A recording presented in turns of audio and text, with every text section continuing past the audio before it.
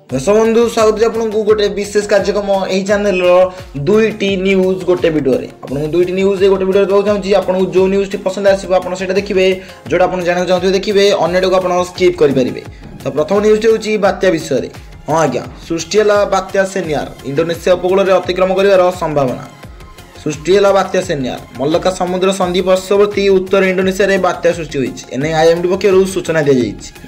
आज इंडोनेशिया उपकूल पूर्वाह्न अतिक्रम कर संभावना रही। गत 6 घंटे 10 किलोमीटर बेग आगू बढ़ुची। इंडोनेशिया कुटमक्कुर ठारू 100 किलोमीटर, मालेशिया जॉर्ज टाउन ठारू 260 किलोमीटर, निकोबर द्वीपपुंजर नानकोआरी ठारू 600 किलोमीटर और निकोबर द्वीपपुंज ठारू 740 किलोमीटर दिगरे रही।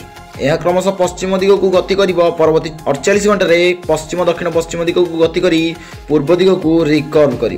तेज यह प्रथम खबर। द्वितीय खबरटी हूँ खेल विषय माने गौतम गंभीर बयान विषय। हाँ आज्ञा, गौतम गंभीर कौन बयान देते? दक्षिण आफ्रिका विरोध में टेस्ट सीरीज हारिबा परे team India head coach Gautam गंभीर देते बड़ बयान। कहते मो भविष्य निष्पत्ति बीसीसीआई निर्धारण कर मुझे से लोक जे इंग्लैंड रे आपन को रिजल्ट देला आ चैंपियन ट्रॉफी रे कोच थिला। जानि रखिबा उचित जे दक्षिण आफ्रिका विपक्ष द्वितीय टेस्ट को टीम इंडिया 408 रन हारि जाइछि, जहाँ 25 वर्ष पर कौन दल भारत माटे टेस्ट सीरीज जीति। तेज यह लज्जाजनक सीरीज पराजय पर भारतर कोच गौतम गंभीर बड़ बयान रखिंट। सूचनाजोग्य जे हेड कोच गौतम गंभीर नेतृत्व में भारत एवं घर परिवेश में न्यूजीलैंड और दक्षिण आफ्रिका विपक्ष 5टी टेस्ट हारी।